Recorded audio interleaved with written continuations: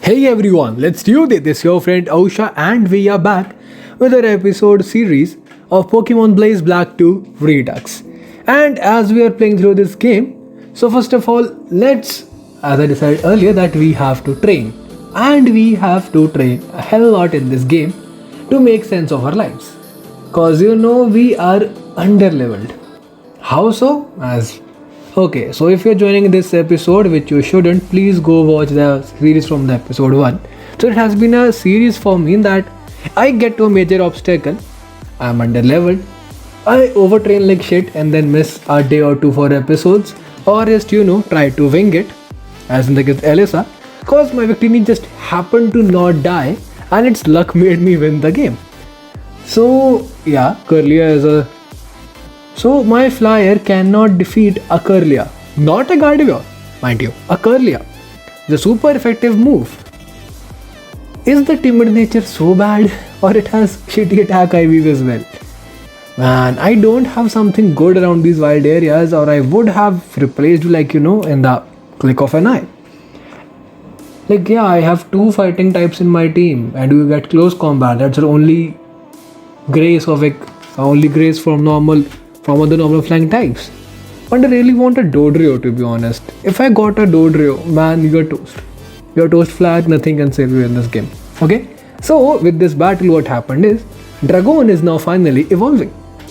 And this is like one of the series of evolutions this episode. The first one of today is Dragon, which evolves into Charizard. And it is learning Air Slash, a flying type move. In the earlier gens, it used to learn Wing Attack. So, this is a much better move, IMO. But now look at it, why the fuck did I name it Dragon? Cause it's not actually a dragon type. And some of these get their ability as Levitate, which makes this combination super duper broken, cause ground instead of a weakness becomes an immunity. Plus we get the protection from spikes and stuff. But now let's try to move on towards desert. As I said, I was continuously training, and now I'm training my buddy, cause buddy is also approaching his evolution level. And with a storm throw, this Cacturne is out. Yeah, and they have the Maractus.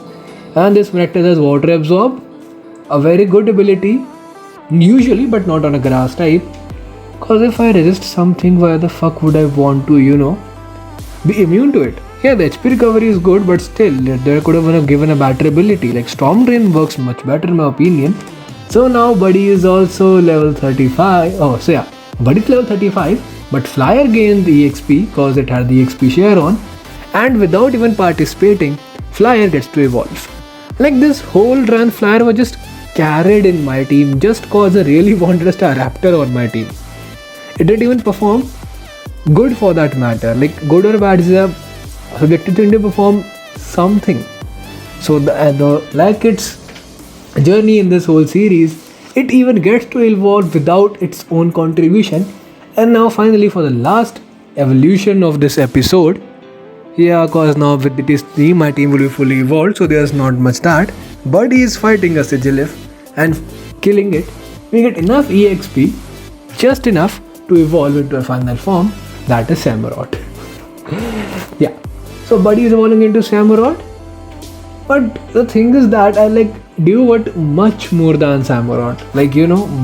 Much more than, cause first of all, it is bipedal, and I don't really like the quadruped Pokemon.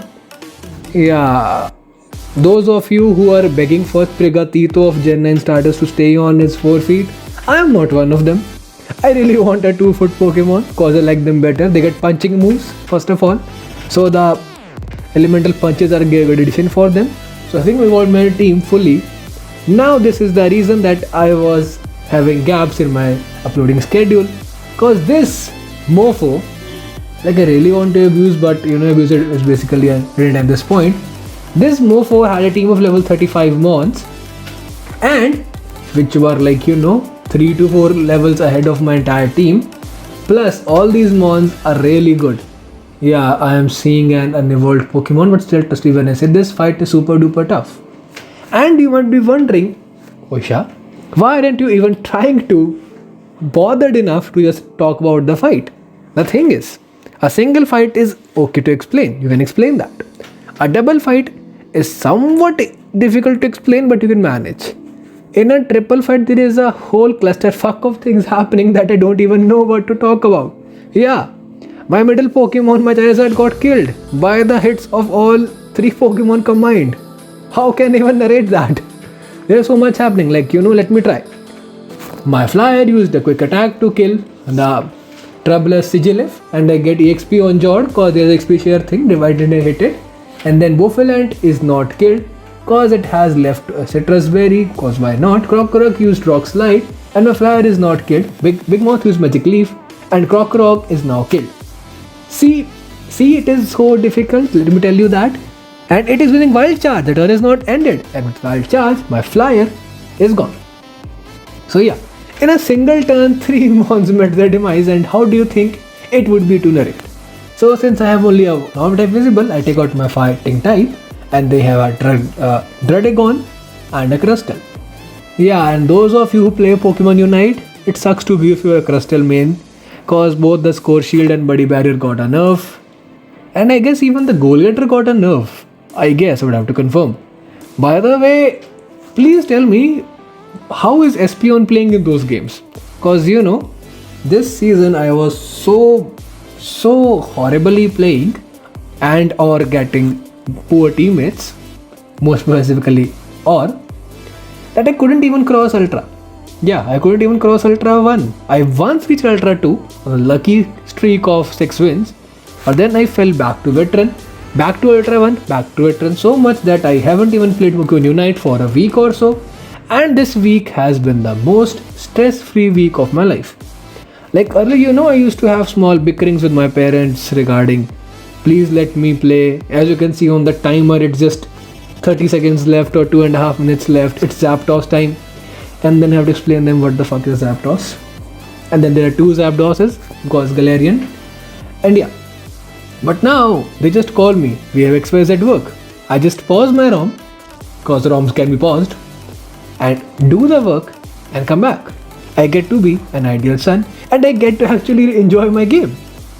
Cause even both this ROM hack, Blaze Black 2 Redux, and my challenge runs that I get every week on Sunday, if you don't know them, you should. They are excellent, trust me when I say this. And I finally have to take a chance and I get to cross this bridge.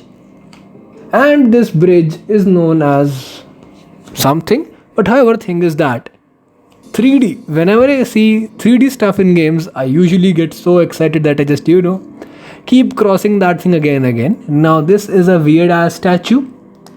Like, I'm not gonna bother reading that slab. Like, if I could have read that, I would have known what it is. But you guys should tell me in the comment box that what is that thing exactly doing over there. And now watch my excellent driving skills. Yeah, maybe that's the reason I don't have a driving license at the age of 25-year-old. Yeah, forget about cars. I don't even know how to drive a motorbike properly. Yeah, I know the gears and stuff. And I know how to operate it in a vacuum.